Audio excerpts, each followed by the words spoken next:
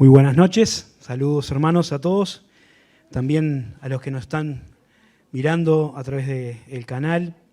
Damos gracias a Dios por la posibilidad de estar otro miércoles compartiendo la palabra del Señor. Hoy nos toca mirar el capítulo 8 del libro de 1 Samuel. Estamos estudiando este libro ya hace varios miércoles, cuando me toca compartir a mí. Y estamos viendo este periodo tan particular de la historia del pueblo de Dios, ¿no? Cuando Israel pasa de ser un conjunto de tribus gobernadas por caudillos, por jueces, y se convierte en una monarquía, ¿no? Y justamente este capítulo que vamos a leer hoy trata de ese punto de inflexión, ¿no? Cuando los israelitas quieren cambiar su forma de gobierno y dejar atrás el tiempo de los jueces para ser un pueblo como eran las naciones que estaban a su alrededor. El libro de los jueces y los primeros capítulos de Samuel, dijimos ya algunas veces, marcan un periodo bastante oscuro de la historia de Israel, porque había una gran inmoralidad, una gran idolatría, y pasaron cosas realmente tremendas durante ese tiempo. Pero también hubo personas destacadas, ¿no? Hombres y mujeres que sirvieron a Dios y a su pueblo, haciendo que la nación de Israel viviera tiempos de paz y de prosperidad, como Gedeón, como Sansón, como Débora o como el propio Samuel, ¿no? Que obedecieron a Dios, fueron fieles a Dios y guiaron al pueblo en ese camino de obediencia. Y eso nos va a dar la pauta que la condición del pueblo no tenía tanto que ver con la forma de gobierno que tenían, sino con el hecho de que obedecieran a Dios, que caminaran en los estatutos del pacto que Dios había hecho con ellos, que tenía una consigna bien sencilla: si ellos obedecían a Dios, les iba a ir bien, ¿no? Porque la palabra de Dios y su voluntad para nosotros es siempre, como dice su palabra, buena, agradable y perfecta. Pero vamos a ver el capítulo y vamos a ver un poco qué es lo que pasa con el pueblo de Dios. Dice, vamos a leer, 1 Samuel capítulo 8, versículo 1. Aconteció que, habiendo Samuel envejecido, puso a sus hijos por jueces sobre Israel. Y el nombre de su hijo primogénito fue Joel, y el nombre del segundo Abías, y eran jueces en Berseba. Pero no anduvieron los hijos por los caminos de su padre, antes se volvieron tras la avaricia, dejándose sobornar y pervirtiendo el derecho. Entonces todos los ancianos de Israel se juntaron y vinieron a Ramá para ver a Samuel. Y le dijeron: he aquí, tú has envejecido, y tus hijos no andan en tus caminos. Por tanto, constitúyenos ahora un rey que nos juzgue, como tienen todas las naciones. Pero no agradó a Samuel esta palabra que dijeron: danos un rey que nos juzgue.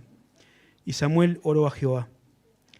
Y dijo Jehová a Samuel: oye la voz del pueblo en todo lo que te digan, porque no te han desechado a ti, sino a mí me han desechado, para que no reines sobre ellos. Conforme a todas las obras que han hecho desde el día en que los saqué de Egipto hasta hoy, dejándome a mí y sirviendo a dioses ajenos, así hacen también contigo. Ahora pues oye su voz, mas protesta solemnemente contra ellos y muéstrales cómo los tratará el rey que reinará sobre ellos. Y les refirió Samuel todas las palabras de Jehová al pueblo que había pedido rey. Dijo pues: así hará el rey que reinará sobre vosotros. Tomará a vuestros hijos y los pondrá en sus carros y en su gente de a caballo para que corran delante de su carro. Y nombrará para sí jefes de miles y jefes de cincuentenas, y los pondrá a sí mismo que aren en los campos y sigan sus mieses, a que hagan sus armas de guerra y los pertrechos de sus carros. Tomará también a vuestras hijas para que sean perfumadoras, cocineras y amasadoras. Asimismo, tomará lo mejor de vuestras tierras, de vuestras viñas y de vuestros olivares, y lo va a dar a sus siervos. Diezmará vuestro grano, vuestras viñas, para dar a sus oficiales y a sus siervos. Tomará a vuestros siervos y vuestras siervas, vuestros mejores jóvenes, vuestros asnos, y con ellos hará sus obras. Diezmará también vuestros rebaños, y seréis sus siervos, y clamaréis aquel día a causa de vuestro rey que os habéis elegido mas Jehová no responderá en aquel día. Pero el pueblo no quiso oír la voz de Samuel y dijo, no, sino que habrá rey sobre nosotros. Y nosotros seremos también como todas las naciones, y nuestro rey nos gobernará y saldrá delante de nosotros y hará nuestras guerras. Oyó Samuel todas las palabras del pueblo y se las refirió en los oídos de Jehová. Y Jehová dijo a Samuel, oye su voz y pon rey sobre ellos. Entonces dijo Samuel a los varones de Israel, idos cada uno a vuestra ciudad. El capítulo de la Biblia, por lo menos en la versión 60, dice en el título Israel pide rey, ¿no? Y es un título que recoge perfectamente de lo que se trata esta sección de la palabra de Dios. Y nosotros vamos a ver tres cosas, o a tratar de ver tres aspectos de este capítulo. Primero, vamos a ver las razones por las que Israel pide un rey. Segundo, vamos a ver cuáles son las desventajas de tener un rey, según lo que dice Dios acá. Y por último, me interesa destacar las reacciones de Samuel ante el pedido del pueblo y lo que eso nos habla acerca de la relación de Samuel con el Señor. Así que, en primer lugar, ¿cuáles son las razones por las que Israel pide un rey? Cuando terminamos el capítulo 7, vimos que ya Samuel se había hecho un hombre, un siervo fiel del Señor, que él estaba hablando a Israel y juzgando a la nación, ¿no? Él fue llamado siendo un niño, como vimos en el capítulo 3, cuando escaseaba la palabra de Dios, el Señor se contactó con él y él le dijo aquellas palabras que a veces cantamos, heme aquí, ¿no? Quiero escuchar tu voz, quiero hacer tu voluntad. Y desde ese día en adelante dice la Escritura que Samuel fue un fiel profeta de Jehová que no dejó caer a tierra ninguna de sus palabras. Y vimos también en el final del capítulo 7, como decía, cómo Samuel, con su mensaje, con su predicación y con su ejemplo, llevó a la nación de Israel a vivir una de sus épocas de mayor fidelidad a Dios. En todo el tiempo en que Samuel vivió, no encontramos ninguna referencia a que Israel se haya vuelto a la idolatría, ¿no? Y convirtió una nación o un conjunto de tribus, ¿no?, más o menos dispersas, en un pueblo que buscaba a Dios, ¿no?, que había llegado a desear escuchar la palabra de Dios, ¿no? Y trajo también paz y trajo prosperidad y le puso fin al acoso que hasta ese tiempo tenían con los filisteos, ¿no?, con una gran victoria que logró no él, sino la intervención de Dios por intermedio de su clamor. Y Samuel no reclamó para sí esa victoria, ni se hizo ver ahí, sino que puso una piedra y la llamó Ebenezer, que quería decir, hasta aquí nos ayudó el Señor. Pero dice también el texto en el capítulo 8, versículo 1, que Samuel se estaba haciendo grande, estaba haciendo veterano, y que en ese momento de la vida decidió poner a los hijos para que lo ayudaran en la tarea de juzgar al pueblo de Dios, ¿no?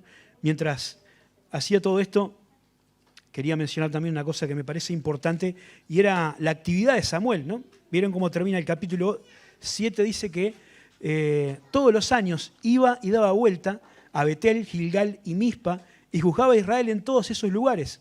Y después volvía a Ramá, porque allí estaba su casa, ¿no? Así que no era una persona que se quedaba quieta, sentada en una silla, como había visto hacer mucho tiempo a Elí, el sacerdote antes que él, sino que él recorría una parte del territorio de Israel. No todo, pero sí una región ahí que corresponde a lo que sería la tierra de Benjamín, cercano al reino de Judá. Y él todos los años recorría o hacía ese circuito, que no quiere decir que no fuera también a otros lugares, pero él iba donde estaba la gente y servía a Dios donde estaba su casa. Y allí había edificado un altar, porque no estaba el tabernáculo funcionando. ¿Se acuerdan que el arca había quedado en la casa de un hombre que se llamaba Abinadab? Y el tabernáculo que estaba en Silo había quedado, por lo menos hasta ese momento, abandonado. Samuel entonces hacía todo este trabajo, pero cuando empezó a necesitar ayuda, incorporó al trabajo a sus hijos, ¿no?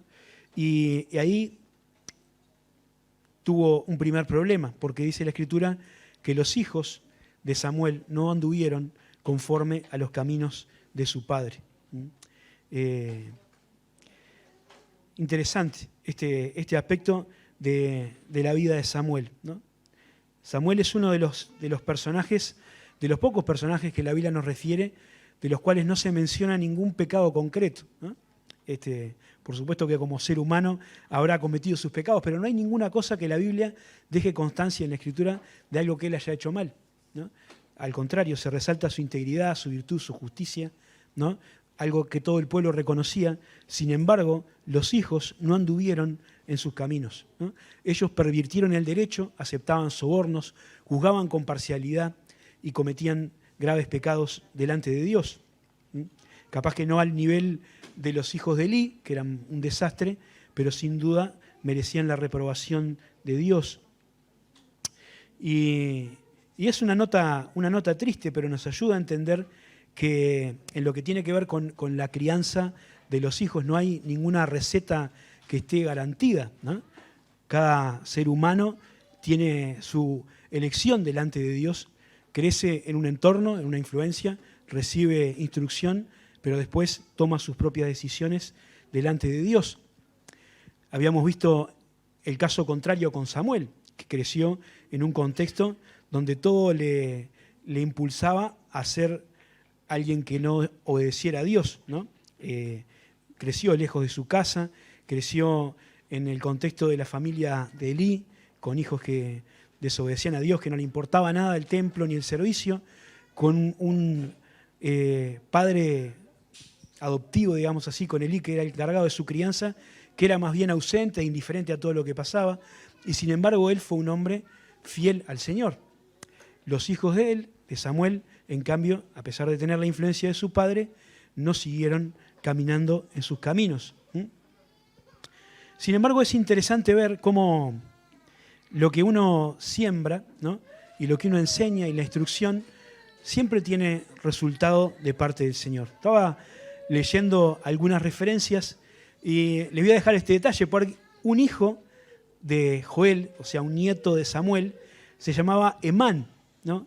Y él llegó a ser uno de los principales cantores y músicos al servicio del rey David. Y hay un salmo, que es el Salmo 88, creo que tengo anotado por ahí, Salmo 88, que él escribió, ¿no? Así que los hijos no anduvieron, pero los nietos sí siguieron el ejemplo de su padre. No sabemos qué fue lo que pasó. Lo cierto es que la Biblia no responsabiliza a Samuel por el camino que eligieron sus hijos, como sí hace en el caso de Elí.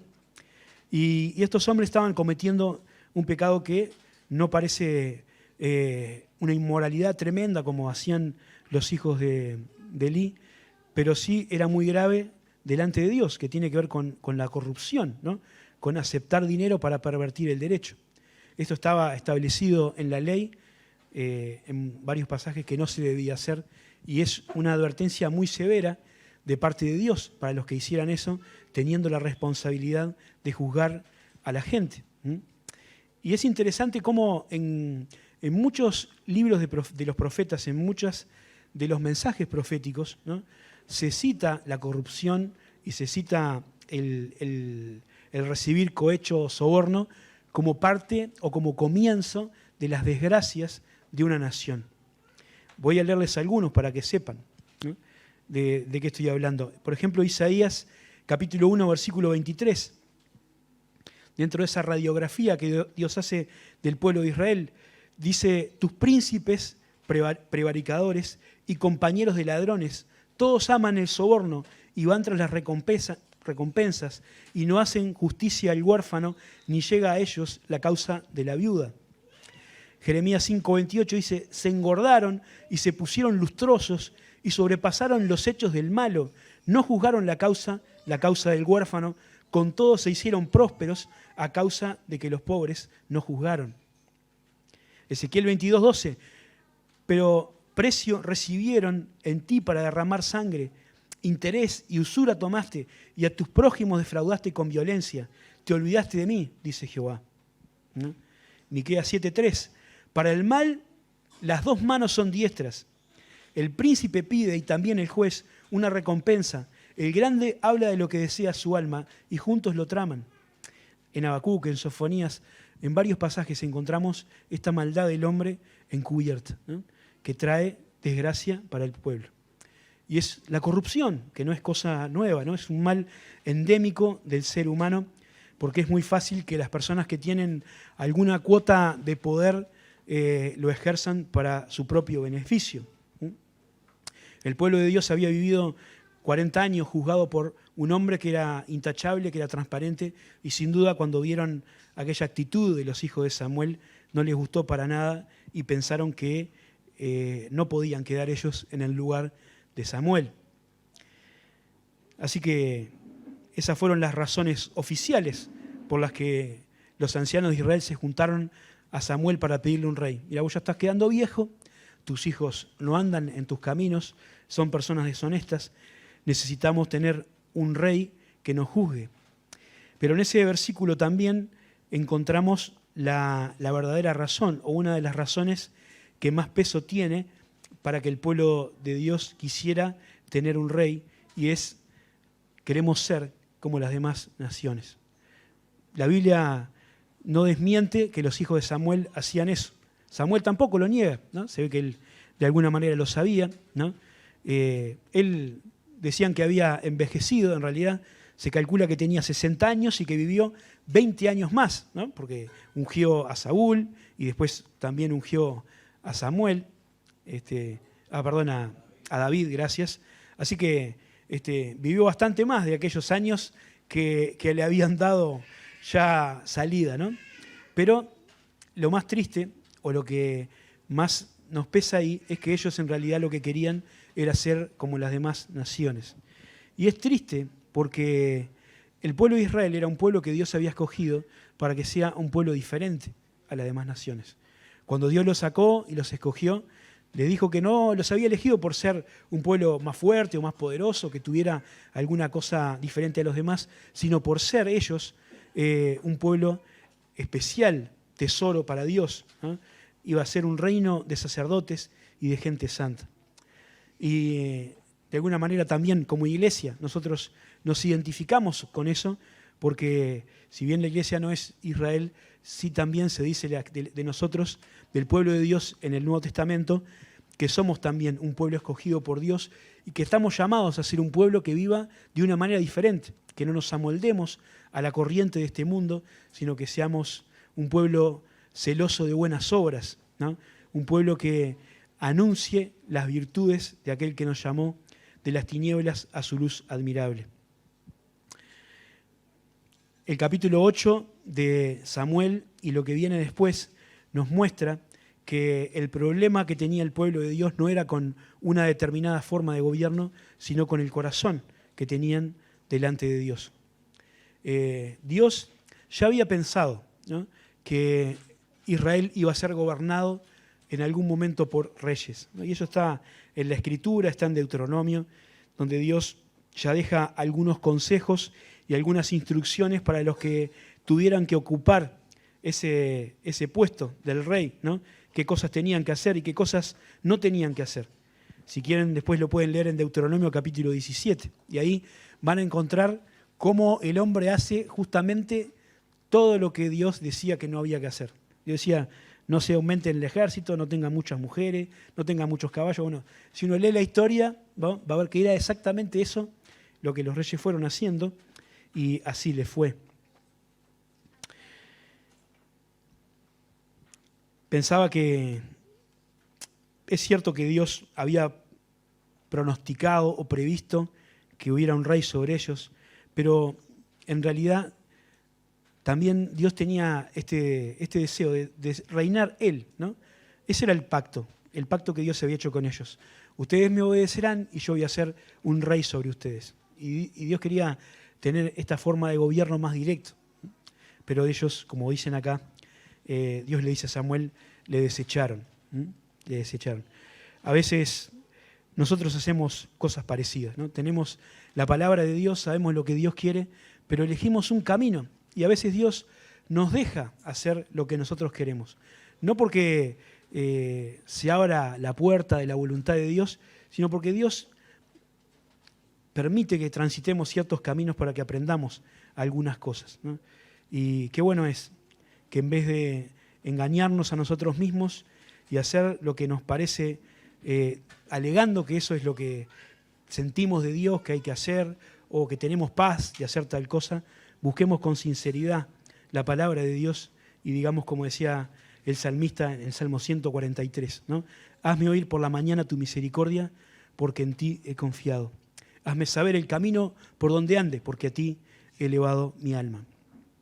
Rápidamente, los 2 puntos que faltan son más cortos. ¿Cuáles son las desventajas de tener un rey? Cuando Samuel escucha esa petición, se la transmite a Dios y Dios le dice, hacé lo que te dicen, pero decirles lo que va a pasar, ¿no? Y ahí leímos el pasaje en el capítulo 8, donde Samuel empieza a decir lo que iba a pasar cuando tuvieran un rey, ¿no? Le dice, mira, básicamente los van a cocinar a impuestos. Un rey le va a ser gravoso, va a tomar sus hijos, va a tomar sus campos, va a tomar sus recursos, y todo eso lo va a usar para sostener al gobierno, para darle a sus ministros, para darle a sus capitanes, para hacer la guerra, ¿no? El rey, ¿no? Los reyes de las demás naciones, los reyes que ustedes quieren tener, son reyes que toman, ¿no? Que sacan y no que dan. Y bueno, en ese día se van a quejar, pero no van a ser escuchados, porque fue una decisión que ustedes mismos tomaron. Ahora, yo pensaba en todo eso, en todo lo que Dios dice que iba a pasar y en lo que pasó en la historia de Israel, y uno realmente se pone a pensar, ¿no? Si estos hombres, estos reyes que reinaron sobre Israel, que eran personas que conocían a Dios y que muchos de ellos se guiaban más o menos por los parámetros divinos, hacían cosas mal y metían la pata en más de una ocasión, ¿qué podemos esperar nosotros de gobernantes que son abiertamente contrarios a la voluntad de Dios? ¿Realmente podemos pensar que hay una solución para la humanidad, para la sociedad, para los problemas del mundo en la política? ¿Vale la pena dedicar demasiado tiempo en eso? Bueno, es sin duda para pensar, ¿no? Yo creo que como ciudadanos de un país, de este país o de cualquier país, la Biblia nos enseña que es bueno y necesario que cada uno cumpla con su deber, ¿no? Con las cosas que marca la ley. Nosotros vivimos en una democracia, tenemos obligación de participar, de votar, de estar informados, ¿no? De tener nuestras ideas, las podemos tener perfectamente, pero siempre teniendo en cuenta que los sistemas humanos fracasaron y van a fracasar, porque parten de un punto de vista equivocado, que es que el hombre es bueno, ¿no? El humanismo básicamente piensa, el hombre es bueno, el hombre puede gobernarse a sí mismo, el hombre puede tener soluciones para los problemas del mundo, puede traer justicia, paz, igualdad, y eso no es cierto, como hemos visto hasta ahora en todo el mundo.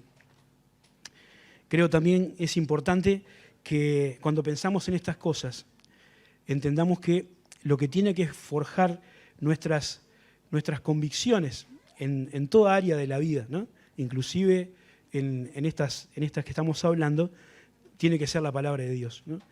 La Biblia nos tiene que ayudar a ver la realidad, ¿no? El contexto en el que estamos, y no mirar la Biblia a través de las ideologías o de los vientos de opiniones que van y vienen en este mundo que yace bajo el maligno. Y también es importante recordar que la Iglesia, como institución, ¿no está llamada a involucrarse en la política, en el gobierno de los hombres, sino a predicar el Evangelio de Jesucristo. Lo único que va a cambiar, no sociedades, porque el destino del mundo ya está establecido, ¿no? Los poderosos de la tierra ya tienen su decisión tomada, ¿no? Y cuando llegue el momento se van a rebelar contra el Señor y contra su ungido, y eso no va a cambiar porque está escrito. Lo que va a salvar a la gente es el Evangelio de Jesucristo, predicado con fidelidad y predicado mediante personas que viven con vidas íntegras la palabra del Señor. Por lo tanto, a eso nos tenemos que dedicar. Cumplir con nuestros deberes, orar por las autoridades, respetar las leyes y predicar el Evangelio, que es lo que se nos manda en la Escritura. Pero una cosa, para terminar, que me parece lo más interesante, ¿no? Que es ver la reacción de Samuel, ¿no? La reacción de Samuel frente al pedido del pueblo nos habla mucho acerca de la relación que tenían Samuel y Dios. Él escucha esa comitiva que viene a presentarse delante de él, en el versículo 6, 5, ¿no? Y les plantea, queremos tener un rey como tienen las demás naciones, queremos ser como los demás, no queremos que reines vos, no queremos que reinen tus hijos, queremos otra cosa nueva, ¿no? Sin embargo, cuando Samuel escucha esto, dice el versículo 6, pero no agradó a Samuel esta palabra que dijeron, danos un rey que nos juzgue. Y dice, y Samuel oró a Jehová. ¿No? Interesante la reacción. Él no se enojó, no los echó a patadas, no se negó terminantemente, no dijo, bueno, vamos a formar una comisión para estudiar este tema y después vamos a resolverlo, pateando la pelota para adelante de manera elegante, sino que lo que hizo fue, en un instante, entrar delante del trono de la gracia de Dios. Porque ahí, si uno entiende lo que dice de esta manera, Samuel habló con Dios mientras aquellos que estaban planteándole el problema estaban ahí, ¿no? Los despidió después, cuando terminó de hablar, ¿no? Pero mientras estaba hablando con ellos, en su mente, quizás seguramente en silencio, habló con Dios y le dijo, ¿y qué esto qué es? ¿Qué hago ahora? ¿No? Y el Señor le respondió y le dijo, bueno, hace caso a lo que digan, ¿no? Advertiles, que fue lo que ya vimos de lo que iba a ser un rey con ellos. Pero hacé lo que dice, ¿no? Porque eso también era parte de su plan. Y me gusta pensar eso, ¿no? ¿Cómo cambiaría nuestra vida? ¿Cómo cambiarían nuestras decisiones? Las cosas que decimos, si tuviéramos esta reacción ante las cosas que nos pasan. Si antes de contestar, ¿no?, oráramos a Dios, si antes de hacer algo precipitadamente le preguntáramos a Dios, ¿qué te parece esto? ¿Qué tengo que hacer? ¿Qué tengo que decir? ¿No? Sin duda sería diferente, discutiríamos mucho menos, ¿no? Quizás haríamos menos cosas también y sin duda estaríamos en una relación directa con el Señor. Y el Señor también calma y tranquiliza el corazón de su siervo, ¿no? Hay un versículo en el Salmo 55 que dice, echa sobre Jehová tu carga y Él te sustentará. Pedro dice algo parecido en 1 Pedro 5:7, echando toda vuestra ansiedad sobre Él, pues Él tiene cuidado de nosotros. Y me gusta porque en este versículo vemos exactamente cómo Dios hace eso, porque a veces vemos o podemos entender lo que significa echar nuestra ansiedad sobre el Señor. Tenemos un problema, alguna cosa que nos angustia y vamos a Dios en oración. Pero acá es bueno ver al Señor consolando, al Señor sustentando, al Señor llevando la carga. Y hablándole al corazón de Samuel y diciéndole, mirá, no te desecharon a vos, me desecharon a mí. No es el problema algo que vos hiciste, ¿no? Lo que no quieren es tener nada que ver conmigo, pero eso lo vienen haciendo desde que saqué de Egipto, dice Dios, ¿no? Quitando el peso del corazón de su siervo. Y qué bueno que podamos también dejar a Dios nuestras angustias, nuestros problemas, las cosas que a veces no nos gustan y que el Señor lleve esa carga y nos tranquilice, ¿no? Ellos plantearon a Samuel este desagrado, ¿no?, o esto que no estaban contentos con lo que estaba pasando. Samuel se lo llevó a Dios, el Señor le contestó y él hizo lo que Dios le dijo, ¿no? Hizo lo que Dios le dijo. Por último, dice acá, Samuel les habló, ellos escucharon lo que Samuel dijo, pero dijeron no. Versículo 19, el pueblo no quiso oír la voz de Samuel y dijo, no, sino que habrá un rey sobre nosotros, ¿no? Como dice el proverbio, ¿no?, el avisado ve el mal y se esconde, pero los necios o los simples pasan y reciben el daño. Y el pueblo actuó así en esta ocasión, ¿no? Tomó una mala decisión, porque en vez de esperar para dejar que Dios vaya desarrollando su plan, ellos quisieron tener un rey y pusieron algunas pautas de cómo querían que fuera ese rey que gobernara sobre ellos. Y hicieron algunas referencias. Nos dijeron, queremos a alguien que sea íntegro, queremos a alguien que busque a Dios, queremos una persona que nos sirva, que sea justo. Queremos un rey como tienen las demás naciones. Queremos un rey que salga delante de nosotros a la guerra, que haga nuestras batallas. Como decíamos al principio del estudio, Dios concedió su petición. Y ellos tuvieron un rey conforme a su corazón, que fue Saúl. Esta historia nos enseña que cuando Dios nos da consejos, cuando Dios nos muestra qué es lo que tenemos que hacer, tenemos que prestar atención a su palabra. Quizás Dios nos permita seguir otros caminos, ¿no? Quizás Dios, por la dureza de nuestro corazón, deje que tomemos decisiones que no van a terminar bien, pero también espera que a través de ese camino, de ese ejemplo, nosotros podamos aprender alguna lección. Sin embargo, la ventaja de la Escritura, lo bueno de la sabiduría, es no tener que cometer el error, ¿no? La gracia de la palabra de Dios es no tener que llegar hasta el final de un camino que se nos advierte que es malo, ¿no? Para experimentar que es así, sino poder cambiar nuestro rumbo y buscar a Dios como Él quiere. Lo bueno de Dios, lo bueno de la historia con Dios, es que Él es un Dios misericordioso y que aunque nosotros nos equivoquemos, aunque nos alejemos de Él, aunque pequemos, Él siempre tiene su mano extendida para traernos y levantarnos, ¿no? Y Él, como dice un pasaje, si nosotros nos volvemos a Él, Él siempre está ahí para volverse a nosotros, porque su misericordia es incomparable, ¿no? Y qué bendición poder disfrutar también de esa misericordia de Dios. Así que, hermanos, pensemos en esto, disfrutemos del Dios que tenemos y demos gracias porque Él es el que gobierna y el que reina sobre nuestras vidas. Amén.